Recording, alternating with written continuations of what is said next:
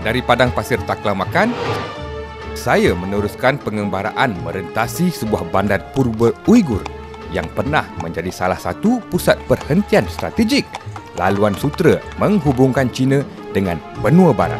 Bandar Turpan Purba ini antara bandar paling pedalaman di dunia kerana kedudukannya berada 2,000 km dari lautan. Cuaca panas yang keterlaluan turut dipengaruhi oleh kedudukan daerah ini.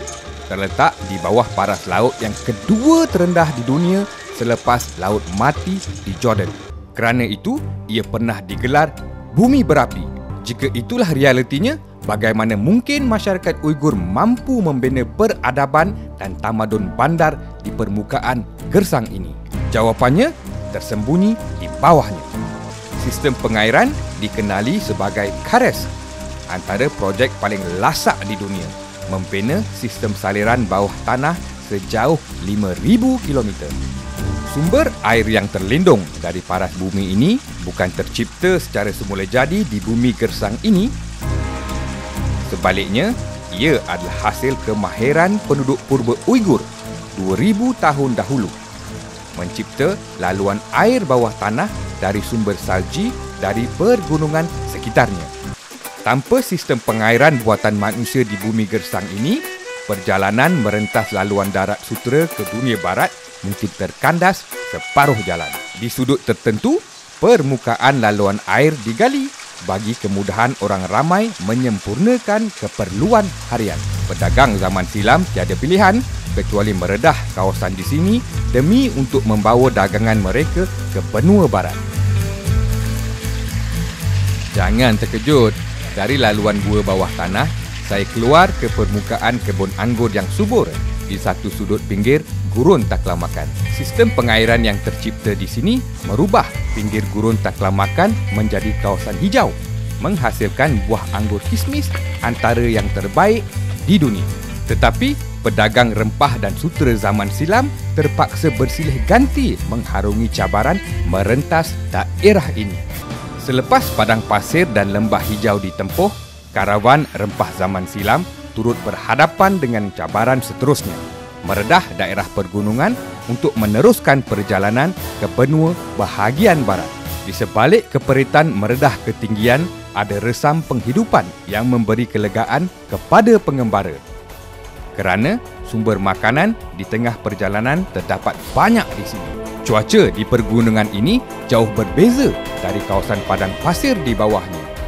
Suhu boleh mencecah 0 darjah Celsius dalam sekelip mata. Keistimewaan di sini bukan sekadar binatang ternakan biasa, tetapi lebih dari itu. Mengembala spesies unta terbesar di dunia. Inilah spesies unta Baktrian yang hanya terdapat di Asia Tengah dan Timur China. Banyaknya unta ni. Mai saya tanya, ini mungkin unta tu punya owner ni. Rupa-rupanya, Ali Tash, seorang usahawan Uighur dari Turpan, sanggup hadir 500 km dari kampungnya di Turpan ke pergunungan ini hanya untuk membeli seekor unta bagi mengadakan kenduri sempena perayaan menyambut permulaan musim anggur. Unta Baktrian memiliki 2 bonggol lemak atau ham berbanding unta Arab yang hanya memiliki 1 bonggol. Dengan kelebihan itu, unta ini boleh bertahan mengharungi perjalanan lebih sebulan tanpa air. Dalam tradisi Uighur, anak unta yang belum putus susu tidak dibenarkan untuk dijadikan sajian.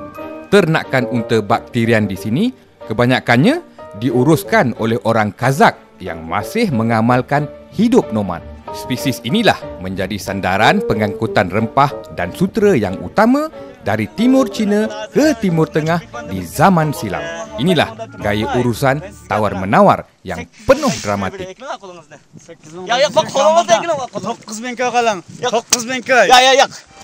Urusan membeli telah selesai. Perjalanan balik ke kampung Ali Tash 500 km dari sini. Memang jauh. Sejak lama, permintaan kepada unta begitu tinggi di daerah ini kerana faktor warisan tradisi masyarakat Uighur yang menjadikan unta menu teristimewa dalam setiap majlis keramaian mereka. Dan pilihan kepada unta untuk dijadikan sajian adalah dalam lingkungan umur 14 bulan. Jika terlalu tua, isinya terlalu liat. Tapi nak menguruskan unta remaja ni tak semudah disangka. Difahamkan, seekor unta dimasak sekaligus dalam lubang oven tradisi orang Uighur dikenali sebagai tanur. Dan difahamkan, tiada individu di daerah ini yang memiliki oven yang besar untuk memasak unta. Kalau unta sebesar ini, maulah ovennya sebesar gergasi. Sebelum saya dedahkan rupa oven tu, kita lihat persiapan awalnya terlebih dahulu. Unta ni telah siap sedia untuk dikorbankan. Tetapi di atas sebab tertentu, urusan penyembelihan tidak kami paparkan. Cara melapah sama seperti melapah lembu. Cuma melapah kulit unta memerlukan kemahiran yang tinggi kerana tidak banyak lapisan lemak di antara daging dan kulit. Nak melapah kulit ini, kena berhati-hati. Sebab kita tak mahu terpotong bahagian daging tu. Nanti merugikan kan? Selepas dilapah, urusan menyediakan bahan api perlu disegerakan. Bahan utama pembakaran menggunakan arang batu. Kelebihan menggunakan arang batu adalah kerana pembakarannya lebih lama dan sekata berbanding dengan kayu arang. Tambahan pula, arang batu mudah diperolehi kerana China adalah pengeluar utama di dunia. Ranting-ranting kayu anggur diperlukan untuk menjadi umpan api. Bagi pembakaran, mereka perlu membawanya ke bahagian atas tanur. Nak ke atas, disediakan jabatan kayu yang dibina dari batang pohon poplar. Pepohon hijau yang kelihatan di belakang ini, itulah pokok poplar yang menjadi tunjang serbaguna terutama dalam pembinaan rumah di seluruh wilayah Xinjiang. Nak tahu betapa besarnya oven tanur ini? Tengoklah binaannya. Ketinggiannya menyamai 2 tingkat bangunan. Inilah tanur atau oven tradisi yang terbesar di dunia.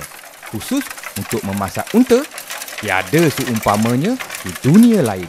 Urusan pertama adalah di bahagian atas tanur ini. Untuk masuk, memerlukan tangga yang panjang. Umpan api dari jerami dimasukkan dahulu. Kemudian, ranting-ranting kayu dicampakkan pula. Seseorang perlu masuk ke dalam lubang tanur untuk menguruskan bahan api tersebut. Binaan tanur ini dibahagikan kepada 2. Bahagian atas ini ialah tanur sebenar, manakala bahagian bawah adalah ruangan untuk abu jatuh ke tanah. Untuk itu, gerigi terbuka ini perlu dibersihkan terlebih dahulu. Selepas itu, bahan-bahan untuk mengumpan api diletakkan di atas gerigi besi. Mula-mula, jerami. Kemudian, ranting-ranting kayu. Ranting-ranting kayu diperlukan dengan banyak untuk mengumpan arang batu nanti. Peneraju masakan istimewa ini ialah Chef Haji Patar Hajim. Pengalamannya diwarisi dari datuk. Setiap tindakan perlu mendapat arahan langsung darinya terlebih dahulu.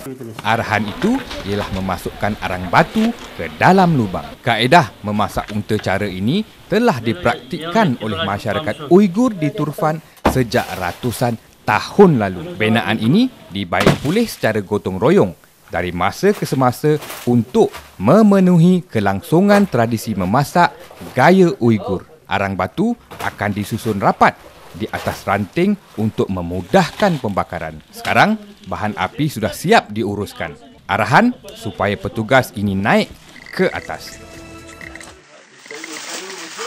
Inilah dia situasi sebenar dalam oven yang paling besar dalam dunia. Lihat, daripada hujung ke hujung lebih kurang 10 meter. Ketinggian dia 8 meter. Semua ni kemudian akan diisi dengan arang batu. Arang batu seberat 2 tan. Dan untuk menyalakan arang batu ini, penduduk Uighur ni akan menggunakan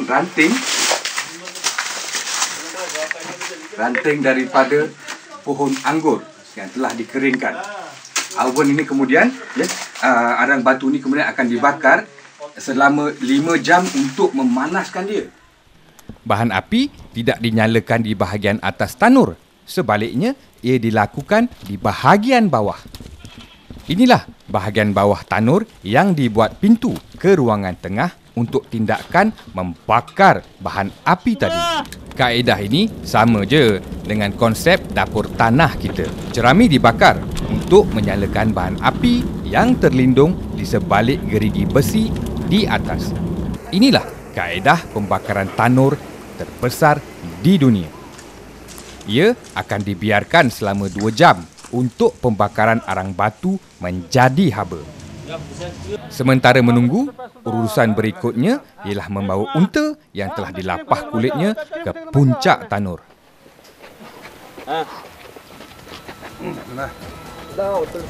Apakah